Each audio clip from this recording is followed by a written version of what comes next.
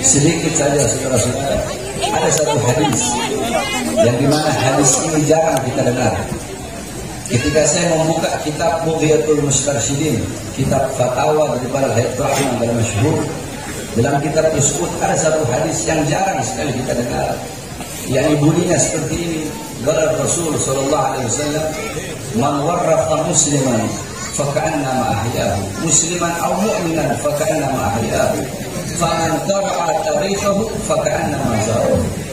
Itu hadis jarang sekali kita dengar. Bahkan saya tidak pernah menemukan para penceramah membawa hadis tersebut. Ini hadis kedudukannya dhaif. Akan tetapi hadis ini bisa dipakai dalam fadhailul amal, bisa dipakai dalam targhib ataupun tarhib. Yang bunyinya man warrafa musliman atau kama qala mu'minan. Barang siapa yang membuat sejarah seorang muslim, barang siapa yang membuat sejarah seorang mukmin, yakni sejarah hidupnya, yakni syama'ilnya, yakni menulis tentang manqabah atau manaqib sejarah hidup daripada seorang mukmin, orang yang saleh, para aulia, para asfiya, faka'annama ahyahu, maka seakan-akan orang yang menulis sejarah orang yang beriman dan sejarah seorang muslim tersebut, faka'annama ahyahu, maka seakan-akan dia telah menghidupkan seorang muslim tersebut. Al-Imam Ad-Dubai, Sayyid Ja'far Al-Barzanzi, Al-Imam Al-Habib Ali bin Muhammad Al-Habsyi, Al-Imam Al-Busri, dan banyak para imam-imam, para ulama yang dimana beliau-beliau membuat sejarah baginda Nabi besar Muhammad, faka'annama ahyahu, maka beliau-beliau seakan-akan telah menghidupkan baginda Nabi besar Muhammad sallallahu alaihi wasallam. Faman qara'a tarikhahu faka'annama zarahu, dan barang siapa yang membaca sejarah yang telah ditulis, yakni sejarah daripada orang muslim dan orang mukmin tersebut, faka'annama zarahu, maka seakan-akan dia telah berkunjung dan berziarah kepada seorang muslim dan mukmin tersebut. Kita membaca sejarah baginda Nabi besar Muhammad, membaca maulid Nabi Muhammad, seakan-akan kita berkunjung kepada baginda Nabi besar Muhammad sallallahu alaihi wasallam. Tadi dibacakan sejarah daripada Sahibul Haul Al-Habib Muhammad bin Abdullah Al-Mutahhar, maka dibacakan sejarah tersebut. Yang membuat sejarah tersebut, yang mengarang sejarah tersebut, seakan-akan telah menghidupkan Habib Muhammad bin Abdullah Al-Mutahhar. Dan yang membaca sejarah tersebut, yang mendengarkan sejarah tersebut, maka seakan-akan telah berkunjung kepada Habib Muhammad bin Abdullah Al-Mutahhar. Yakni ini adalah faedah daripada diadakannya haul. Haul itu punya 3 makna. Yang pertama, haul maknanya artinya sekeliling, alladzi barakna haulahu, yang kami berkahi sekelilingnya. Haul yang kedua maknanya kekuatan, daya, la haula wala, tidak ada daya, tidak ada kekuatan, tidak ada upaya. Haul yang ketiga maknanya 1 tahun. Setiap perputaran waktu 1 tahun itu namanya haul. Adapun haul yang kita kenal adalah setiap tahun acara, yang dimana pada acara tersebut kita membuat haul, kita mengenang daripada sejarah orang soleh, para aulia, orang-orang soleh yang telah wafat, yang telah meninggal dunia. Di dalam acara haul dibacakan sejarahnya, dibacakan manaqibnya, bagaimana ilmunya, bagaimana akhlaknya, bagaimana ibadahnya, waraknya, khaufnya, khasyahnya, zuhudnya, ibadahnya, qanaahnya daripada sahibul haul, agar kita bisa mengambil intifa, mengambil istifadah, mengambil manfaat, mengambil faedah, mengambil keutamaan, mengambil ilmu, dan menjadikan sahibul haul daripada uswah, qudwah, teladan, pedoman kita sehari-hari, sehingga pulang dari majlis kita menjadikan sahibul haul sebagai teladan kita, sebagai pedoman kita. Jadi yang namanya haul hanya milik orang-orang yang soleh. Tidak ada orang durhaka yang adakan haulnya, tidak ada. Namanya haul hanya untuk orang soleh, namanya haul hanya untuk para waliullah, hanya untuk para ulama. Yakni sebagaimana dikatakan oleh datuk kami Al-Habib Ahmad bin Sumaid, bahwasanya Al-Habib Ahmad bin Sumaid, aqwamu ahya'in tamutul qulub bi dzikrihim, aqwamu amwatin tahyal qulub bi dzikrihim. Berapa banyak orang-orang yang masih hidup, orang-orang masih hidup, jasadnya masih hidup, kedua matanya masih melihat, lidahnya masih berkata-kata, telinganya masih mendengar, tangannya masih bisa menyentuh, kedua kakinya masih bisa berjalan. Ini orang masih hidup, jasadnya masih hidup. Aqwamu ahya'in tamutul qulub bi dzikrihim. Orang ini masih hidup, kaum ini masih hidup, golongan ini masih hidup, tetapi mengenang mereka bisa mematikan hati. Sebaliknya, aqwamu amwatin, ada golongan-golongan yang sudah wafat, ada kaum-kaum yang sudah wafat, Mereka telah meninggal dunia, jasadnya telah terkubur, atau mungkin jasadnya hancur, nama mereka terpampang di batu nisan, mereka telah wafat, mereka telah meninggal dunia. Akan tetapi mengenang mereka bisa menghidupkan hati yang telah mati. Padahal mereka orang-orang yang wafat, mereka orang-orang yang mati. Akan tetapi mengenang mereka bisa menghidupkan hati yang mati.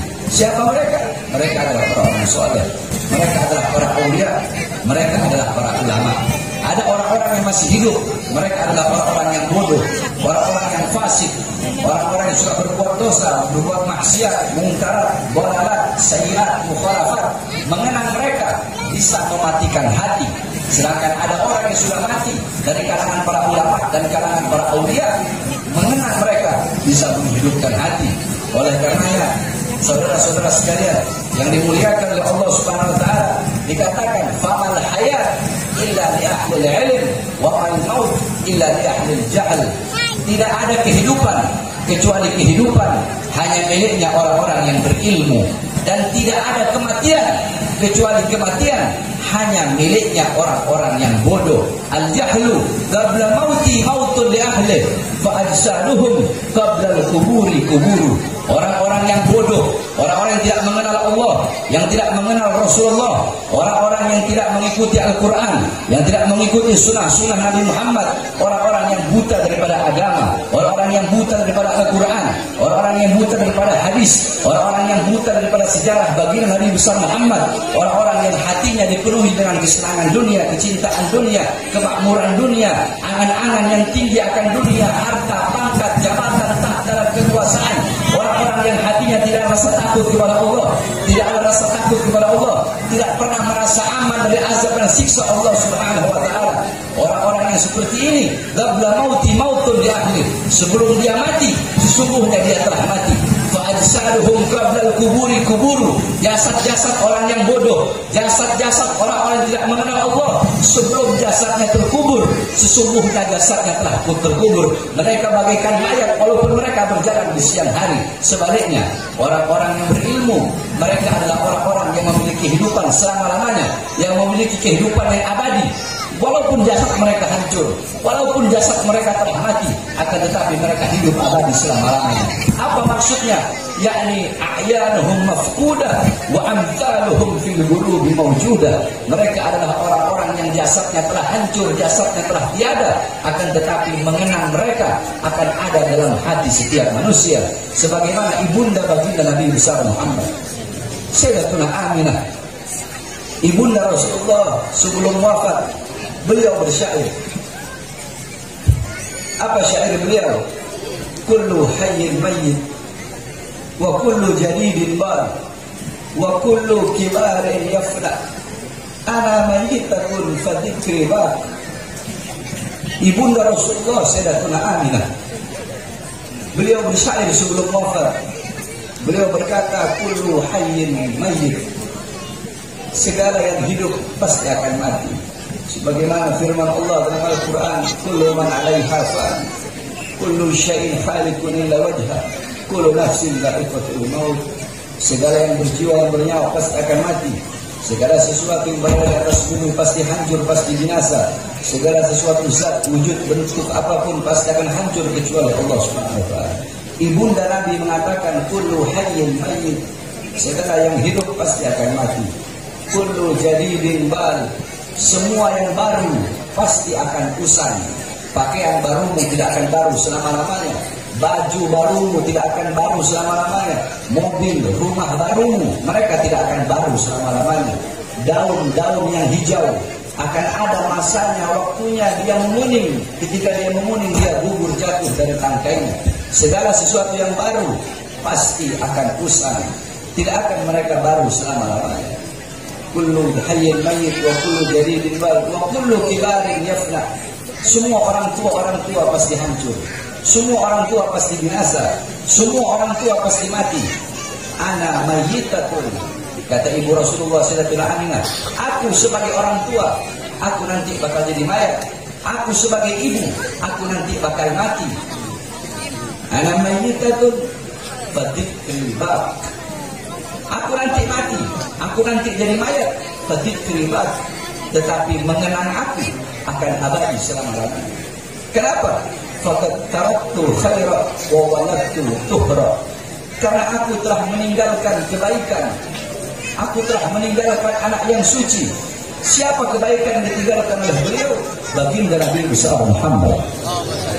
Siapa anak suci yang dilahirkan oleh beliau? Baginda Nabi besar Muhammad. Sehingga setiap orang yang mengenang Nabi Muhammad, maka tidak bisa dilepaskan daripada mengenang ibunda beliau, yaitu Sayyidatuna Aminah.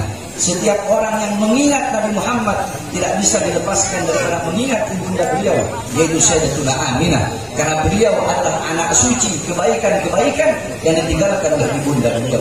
Maka seperti itu pula para ulama, para as-salafun as-salih. Mereka telah wafat, telah meninggal dunia, tetapi mereka hidup selama-lamanya. Karena mereka meninggalkan kebaikan, meninggalkan ilmu yang bermanfaat, dan meninggalkan kenangan-kenangan yang baik. Ilmu mereka, amal ibadah mereka akan selalu dikenang. Al-Imam Al-Habib Abdullah bin Ali Al-Haddad, Sahibul Ratib, beliau wafat, beliau meninggal ratusan tahun yang lalu, ribuan tahun yang lalu. Tetapi beliau sampai detik ini dan sampai akhir zaman, beliau hidup dalam nasihat diniyahnya, beliau hidup dalam hikam haddatnya, beliau hidup di dalam adab sulukul muridnya, beliau hidup dalam ratib al-haddatnya, beliau hidup dalam wirdul latifnya.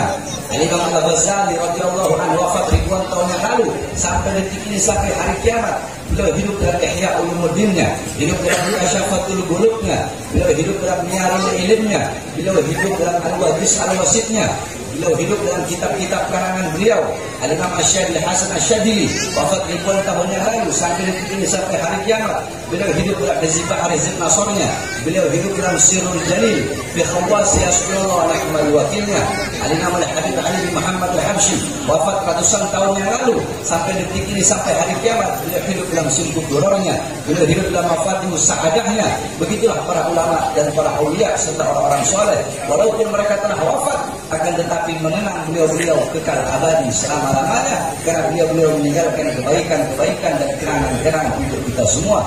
Di Pontianak, siapa yang tidak mengenang, siapa yang tidak mengingat Sultan Abdurrahman Al-Ghadri?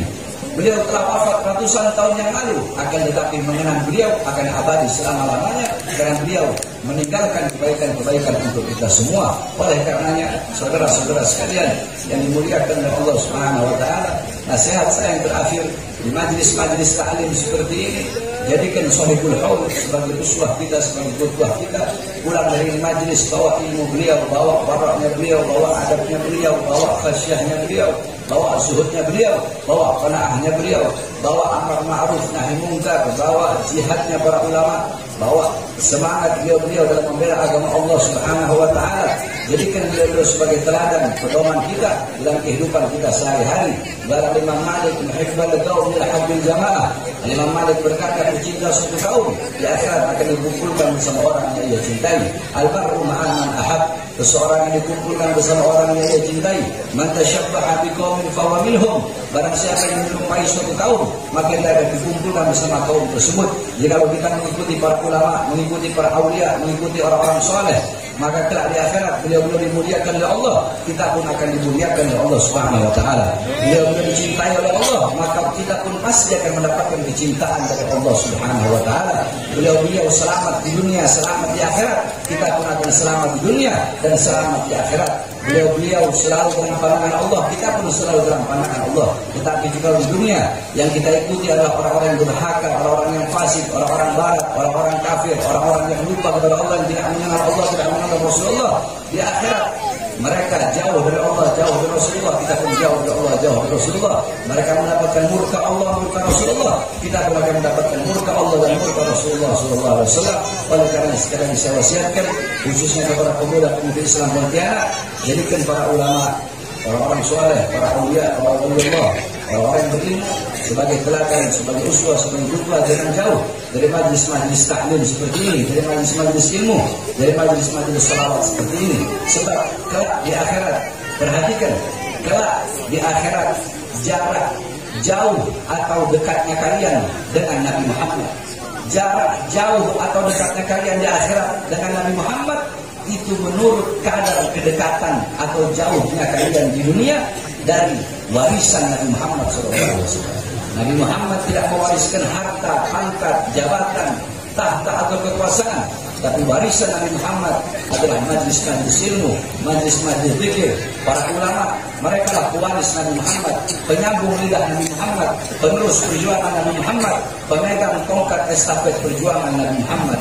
Maka jarak jauh dekatnya engkau di akhirat dengan Nabi Muhammad itu menurut kadar atau jarak jauh dekatnya engkau di dunia dari para pewaris Nabi Muhammad, itu para ulama, dan warisan Nabi Muhammad itu majlis-majlis ilmu dan majlis-majlis fikir. Jika di dunia engkau dekat dengan para ulama, dekat dengan orang-orang soleh, dekat dengan majlis ilmu, dekat dengan majlis fikir, majlis sholawat, tidak diragukan di akhirat engkau akan dekat dengan baginda Nabi besar Muhammad. Tetapi jika di dunia engkau jauh dari para ulama, jauh dari para habaib, jauh dari para orang-orang soleh, jauh dari majlis ilmu, jauh dari majlis zikir, maka dipastikan di akhirat engkau pun akan jauh daripada baginda Nabi besar Muhammad sallallahu alaihi wasallam. Maka orang-orang yang celaka di akhirat adalah orang-orang yang tidak bisa memandang wajah indah baginda Nabi besar Muhammad sallallahu alaihi wasallam.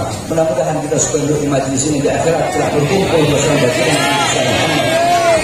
Setelah di akhirat kita bisa berada di bawah payung baginda Nabi besar Muhammad, sehingga kita masuk surga bersama baginda Nabi besar Muhammad sallallahu alaihi wasallam. Amin amin rabbal alamin.